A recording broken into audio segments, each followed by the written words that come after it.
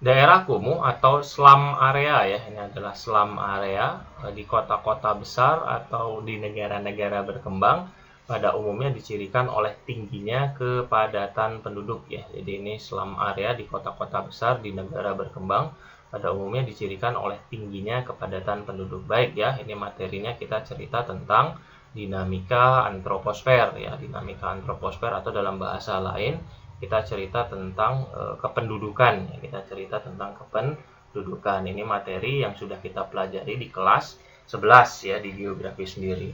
Ini tipe soal hafalan ya, sedikit banyak agak hafalan, agak teoritis ya, walaupun nanti harus dianalisa dan dihubungkan dengan konteks soal dan pilihan jawaban yang ditawarkan ya, kasusnya gitu. Nah, kita cerita kali ini tentang kepadatan penduduk. Apa itu kepadatan penduduk? Ini adalah perbandingan penduduk ya. Ini adalah perbandingan penduduk dengan luas wilayah ya, luas wilayah. Maka kemudian nanti akan muncul ya kepadatan itu jiwa per kilometer persegi ya. Jadi bagaimana jumlah penduduk nanti dibagi oleh luas wilayah, itu namanya kepadatan penduduk. Nah, kepadatan penduduk sendiri ini totalnya ada 4 ya, artinya ada satu yang tidak masuk di pilihan jawaban kita. Yang mana tidak ada kepadatan penduduk alami, itu tidak ada. Sekali lagi ini kepadatan penduduk. Kalau pertumbuhan penduduk ada alami, tapi kalau kepadatan penduduk tidak ada yang alami. Nah, maka kemudian karena dia soalnya hafalan, kita harus menerjemahkan satu per satu seperti apa ya. Baik, kita coba tengok dulu kepadatan ekonomi itu apa. Ini adalah ketika jumlah penduduk dibagi dengan luas wilayah ekonomi ya. Wilayah ekonomi itu apa? Wilayah yang dilihat berdasar produknya. Jadi yang menghasilkan sebuah produk apapun ya, terutama produk ekonomi, produk yang dapat digunakan untuk memenuhi kebutuhan ekonomi. Jadi tidak semuanya bisa ya jadi tanah yang kemudian atau wilayah yang kemudian memiliki produk-produk ekonomi saja gitu kan. Nah, sedangkan kepadatan agraris ini adalah kepadatan jumlah petani, penduduk yang kemudian berprofesi sebagai petani dengan wilayah pertanian ya, wilayah pertanian. Jadi dia harus wilayah pertanian ya. Jadi bukan penduduk secara umum tapi petani ya. Kalau penduduk fisiologis ini adalah kepadatan penduduk fisiologis, ini adalah kepadatan penduduk dibagi dengan jumlah wilayah, dibagi dengan jumlah wilayah yang dapat digunakan, yang dapat dimanfaatkan ya, yang dapat diolah. Jadi kalau tanahnya tidak subur, tanahnya kering, tanahnya mati, maka kemudian dia tidak bisa diolah ya, tidak bisa diolah, tidak bisa digunakan untuk kepentingan memenuhi kebutuhan penduduk ya. Nah, sedangkan aritmatika ini adalah kepadatan penduduk secara umum ya, kepadatan penduduk secara umum di mana jumlah penduduk nanti dibagi dengan seluruh luas wilayah ya, seluruh luas wilayah. Jadi wilayahnya mau bentuknya apapun, mau subur, mau tidak subur, mau pertanian, mau bukan pertanian, mau ada ekonominya atau tidak ada ekonominya, maka kemudian dia namanya terkategori kepadatan penduduk aritmatika ya, kasusnya gitu. Nah, kita coba kaitkan dengan pilihan ya, daerah kumuh atau slum area. Apa itu slum area? Slum area itu adalah ketika penduduk itu tidak memiliki hunian layak, memiliki hunian. Kenapa penduduk tidak memiliki hunian layak? Karena kalah bersaing atau karena salah satunya wilayah itu tidak memiliki daya tampung yang cukup ya, tidak memiliki daya tampung yang cukup sehingga masyarakat menghuni wilayah-wilayah yang tidak layak disebut sebagai hunian. Misalnya di mana? Di bawah jembatan, atau kemudian di pinggir-pinggir sungai ya, dan seterusnya ya. Jadi dia terlihat kumuh gitu kan. Nah, ini berkembang karena dicirikan oleh tingginya kepadatan penduduk. Apa?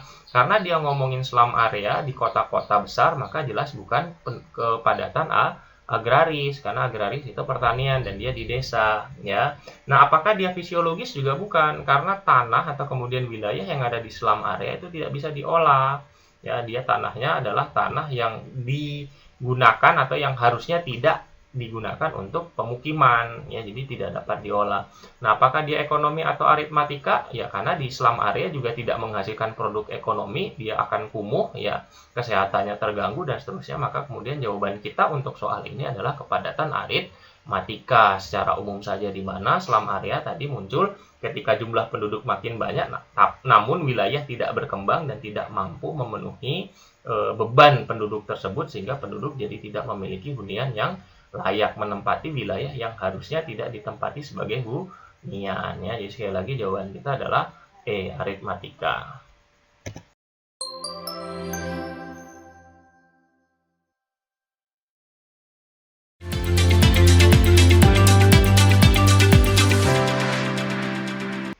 Komposisi material tanah yang baik untuk pembuatan keramik dan genteng adalah.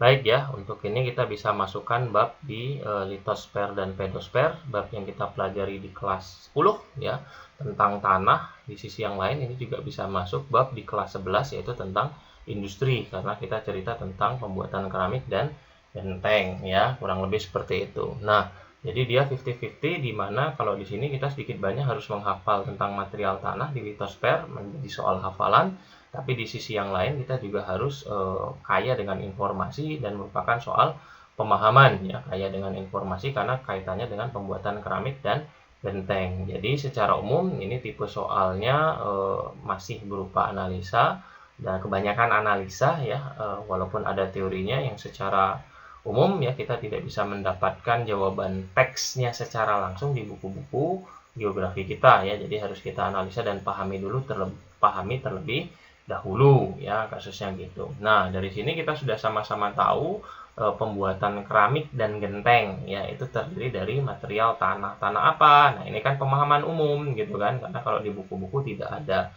Ya, kita bicara kalau pembuatan keramik dan genteng ya, keramik di sini bukan keramik lantai ya. Lalu kemudian kita menyebutnya benda-benda yang pecah belah seperti itulah gitu kan, yang mudah pecah. Nah, kalau genteng ya seperti yang kita sudah sama-sama tahu, seperti genteng kebanyakan ya ini dibuat dari tanah ya, kita menyebutnya tanah lempung ya, atau ya secara umum kita mengenalnya menjadi tanah liat ya, kurang lebih seperti itu. Nah, artinya apa? Kita harus menguasai informasi tentang tanah liat ya, tentang komposisi tanah liat, atau paling tidak kita mengetahui kaya dengan informasi, atau ya minimal kita sudah terbiasa dengan latihan soal seperti ini dengan ciri-ciri tanah liat gitu kan, dengan ciri-ciri tanah liat. Karena sekali lagi tanah liat kalau di buku-buku itu tidak terlalu banyak diulas gitu kan, jadi dia selewat-lewat saja ya. Nah, apa yang paling kita ketahui tentang tanah liat? Tanah liat ini ya seperti judulnya, maka kemudian dia komposisinya ya liatnya ya, dia pasti liat gitu kan, liatnya tinggi ya, liatnya tinggi. Lalu kemudian yang kedua apa? Dia mengandung banyak air ya, dia mengandung banyak air ya, dia cenderung basah, tanahnya basah. Lalu kemudian warnanya gelap ya, berwarna gelap ya, warnanya gelap. Nah, lalu kemudian apa kandungan yang terdapat di dalamnya? Itu silika. Silika ini boleh kita samakan dengan pasir, silika halus ya, silika halus, dan juga nanti memiliki oksigen ya, oksigen di dalamnya. Nah, maka kemudian dia bisa dibakar malah jadi semakin keras kasusnya gitu, karena ada oksigen di situ ya. Nah, ini beberapa ciri-ciri yang kita harus tahu, kurang lebih seperti itu, karena merupakan sebuah pengetahuan. Artinya kalau kita tidak tahu ya kita harus membiasakan diri sini, karena sekali lagi ciri-ciri ini tidak banyak kita bisa temukan di teks ya, buku-buku teks kita di geografi ya, kasusnya gitu. Nah, maka kemudian di sini kita coba masukkan di analisanya, di pilihan jawaban yang disediakan, komposisi ya, kira-kira seperti apa sih komposisi atau bentukan tanah yang baik untuk membuat keramik. Maka jawabannya, karena di sini ada liat tinggi, jawaban kita adalah C ya, liat tinggi. Kenapa yang lain tidak? Nah, kita coba masuk di sini. Silika tadi saya sebut sebagai pasir, maka pasirnya halus, itu kemudian alasan dia bisa dibentuk ya, tanah, tapi kemudian tanah itu kan sumber utamanya adalah pasir ya, pasirnya halus, maka kemudian ya debu atau pasirnya itu harus halus ya, dia tidak rendah, tidak juga sedang, tinggi tidak gitu kan. Kalau pasirnya halus, harus berbahasa halus ya, karena halus sama rendah itu tidak sama ya, halus sama pendek itu juga tidak sama. Jadi kita tidak bisa sebut rendah, kita juga tidak bisa sebut sedang, apalagi kita tidak bisa sebut tinggi ya. Nah, kalau kemudian taruhlah halus itu sama dengan rendah ya, dia harus pasirnya ya, pasir rendah, tapi ini ngomongin liat, jadi juga tidak mungkin. Maka kemudian jawaban kita tetap sekali lagi adalah C, di liatnya tinggi karena dia lihat dapat dibentuk ya, dapat dibuat ya, di komposisinya bisa dibuat menjadi barang-barang yang ingin kita bentuk lah, kurang lebih seperti itu. Demikian.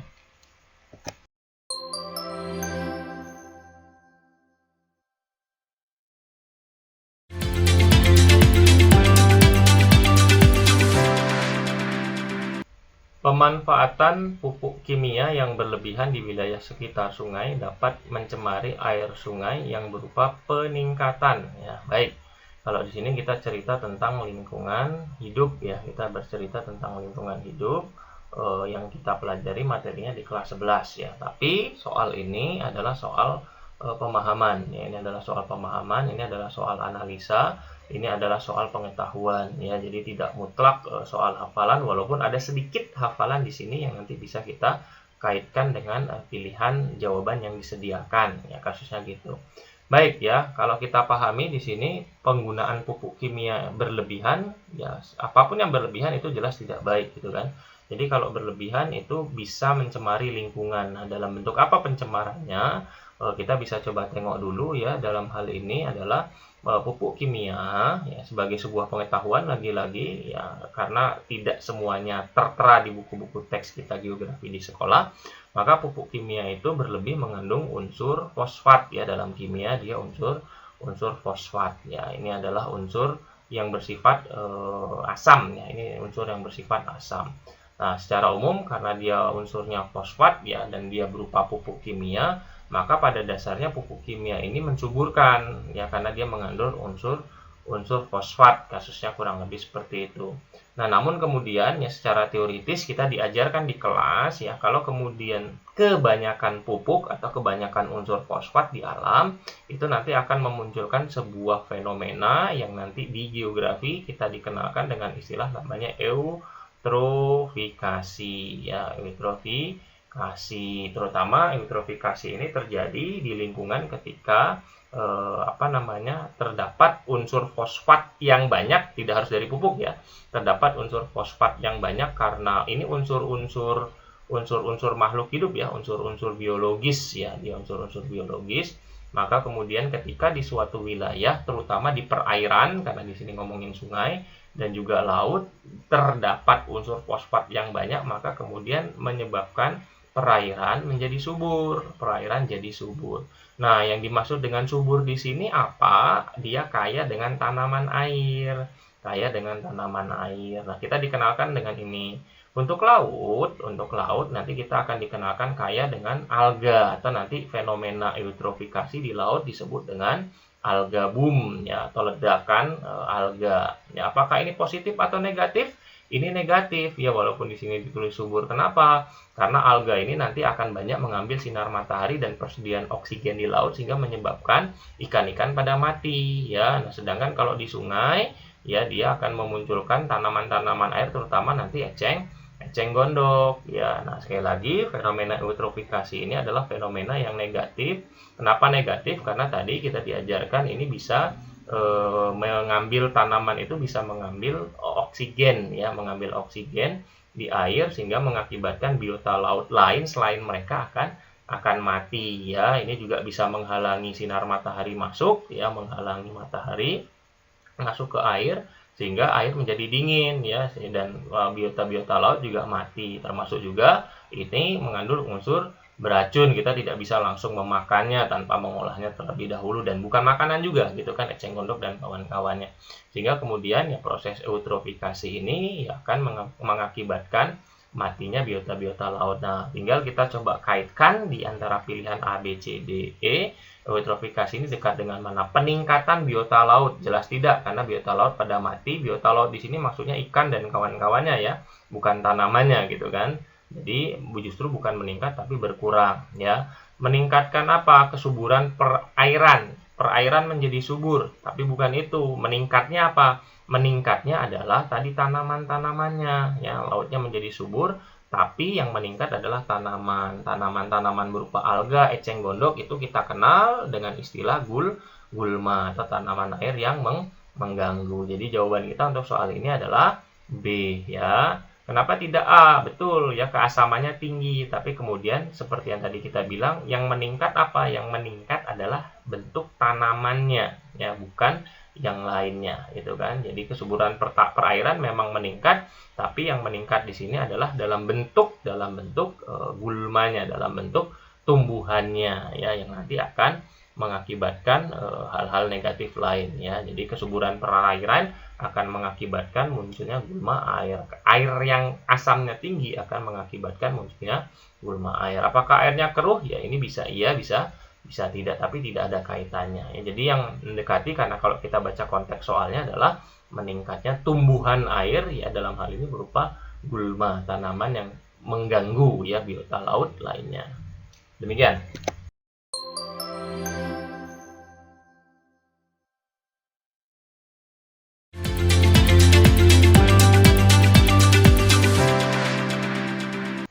Bagian dari bentang lahan sungai yang banyak dimanfaatkan sebagai kawasan pemukiman adalah, ya, baik, ini kita cerita tentang materi hidrosfer, materi kelas 10 yang sudah kita bahas, sudah kita pelajari. Ini kita bicara tentang sungai, ya, terutama agak hafalan sedikit. Ini kita cerita tentang bagian-bagian sungai, ya. Jadi di satu sisi kita harus menghafal sedikit banyak bagian-bagian sungai, terutama yang ditawarkan dalam pilihan jawaban, ya, tapi di sisi yang lain kita juga harus bisa mengkaitkan mana di antara bagian-bagian sungai yang kemudian bisa dibangun kawasan pemukiman, ya, kasusnya gitu.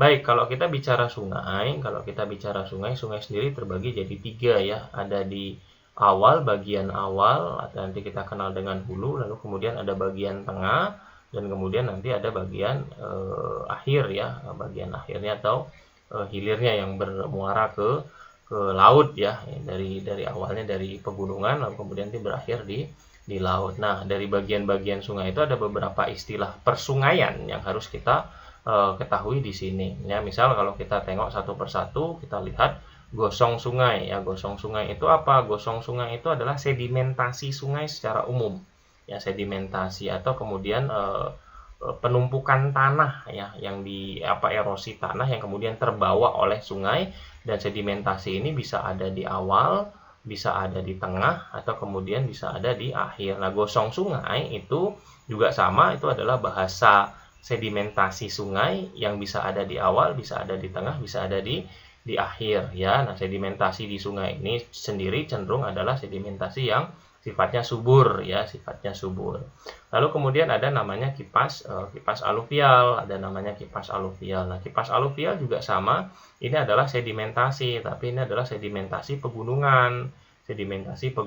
Jadi karena dia berasal dari pegunungan, sedimentasinya adalah tanah-tanah pegunungan. Jadi dia biasanya masih ada di awal sedimentasi kipas aluvial ini, gitu kan. Dimana biasanya di kipas aluvial ini dia masih deras, alirannya masih deras, sedimentasinya, aliran sungainya masih terasa dengan deras karena dia masih ada di awal, ya, kipas aluvial ini. Jadi alirannya deras, ya. Lalu kemudian ada rawa belakang, ya, rawa ini adalah daratan yang tergenang, ya, daratan yang tergenang air, tapi nanti bisa juga genangannya hilang, tapi secara umum dia tergenang, ya, sama air sungai, gitu kan. Daratannya becek lah kalau kita bicara seperti itu. Lalu kemudian ada tanggul, ya, ada tanggul sungai. Tanggul sungai apa? Tanggul sungai ini adalah sisi, ya, bagian pinggir sungai, ya, sisi bagian pinggir sungai, ya, pinggir sungai. Bantaran kita juga bisa bilang seperti itu, pinggir sungai, bantaran sungai, gitu kan. Lalu kemudian yang terakhir ada delta. Nah, kalau delta ini apa? Delta ini juga sama, ini sedimen akhir, ya, sedimentasi sungai tapi ada di bagian akhir, dan biasanya dia ada di tempat yang terbuka, di pantai, lalu kemudian di muara sungai yang besar. Jadi dia lebih terbuka, dan alirannya, kalau kipas aluvial masih deras, ini alirannya sudah tidak deras atau alirannya sudah lambat. Nah, dari sini kita coba kaitkan, kita coba analisa mana yang bisa dijadikan pemukiman. Ya, pemukiman itu kan dia butuh apa? Dia butuh kondisi yang aman, ya. Jadi dia butuh kondisi yang aman agar bisa ditinggali, ya. Nah, kita tidak bisa masukkan dia ke gosong sungai. Kenapa tidak bisa dimasukkan? Karena walaupun sedimentasi subur, ya, bisa digunakan untuk pemukiman, tapi gosong sungai itu tidak jelas apakah ada di awal, tengah, atau akhir. Maka kita tidak bisa masukkan gosong sungai. Jadi pilihan gosong sungai karena dia tidak detil, sedangkan pertanyaannya detil untuk pemukiman, gitu kan, bukan kalau digunakan untuk pertanian bisa, gitu kan, mau di awal, tengah, akhir. Tapi kalau di pemukiman dia hanya bisa digunakan di akhir. Kenapa? Karena kalau di akhir itu cenderung aman, tidak bisa digunakan di awal. Kenapa? Karena alirannya deras ya. Jadi kita juga tidak bisa masukkan kipas aluvial dan juga gosong sungai. Gosong sungai tidak bisa masuk, kipas aluvial juga tidak bisa masuk, kipas aluvial tidak bisa masuk, gosong sungai tidak bisa masuk. Maka jawaban kita adalah delta dan tanggul sungai ya. Dimana juga kalau tanggul sungai bahasanya kita bisa mengetahuinya dari ya banyak orang tinggal di sisi sungai ya, di bantaran sungai. Walaupun ini riskan menyebabkan banjir, tapi pemukiman bisa didirikan di pinggir sungai karena kebutuhan air langsung bisa terpenuhi saat itu juga, gitu kan, walaupun cenderung negatif. Kalau delta jelas karena dia sedimennya terbuka, arus sungainya sudah lambat, jadi bisa mendirikan pemukiman di sekitar delta dan subur juga tanahnya, gitu kan. Sekali lagi tidak digosong sungai karena dia masih umum, tidak dikipas aluvial karena dia masih ada di awal sungai di mana alirannya cenderung deras dan berbahaya, akan bisa terbawa aliran, dan juga tidak dirawa karena dia tergenang ya, tanahnya tergenang dan tidak bisa dijadikan pemukiman karena ya tergenang air, kurang lebih seperti itu.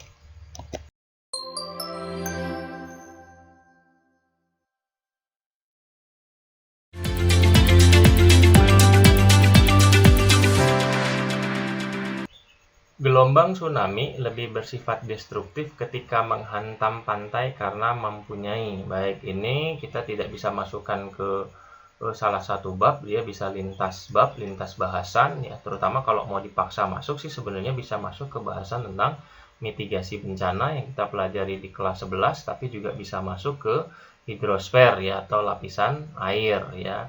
Nah, karena dia lintas bahasan, ini adalah tipe soal analisa, ini adalah tipe soal pemahaman, ini adalah tipe soal pengetahuan ya.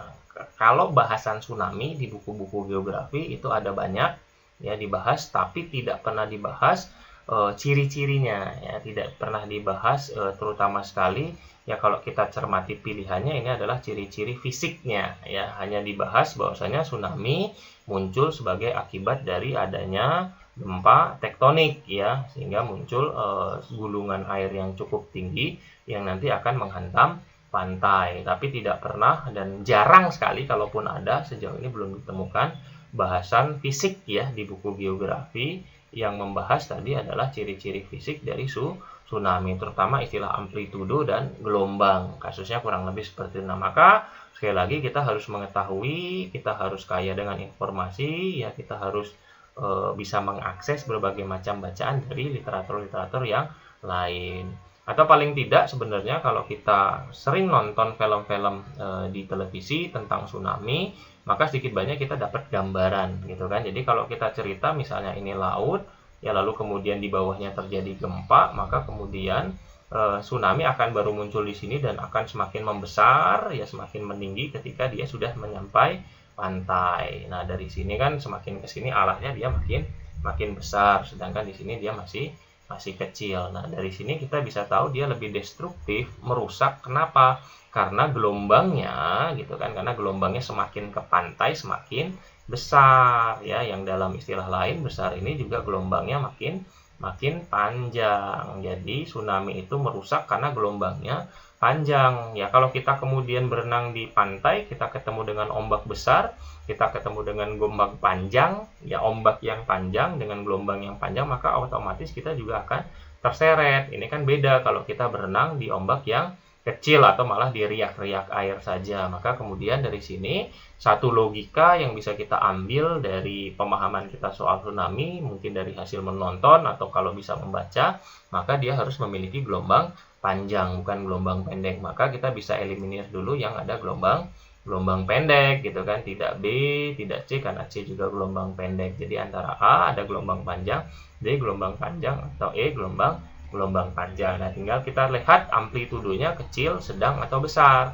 Ya, amplitudo itu efek dari gelombang. Ketika ada gelombang ya secara fisik ya dia juga memiliki amplitudo ya, amplitudo. Dimana kalau gelombangnya besar dia berbanding lurus ya. Jadi kalau sebuah suara itu besar maka amplitudonya juga besar, gelombangnya juga besar.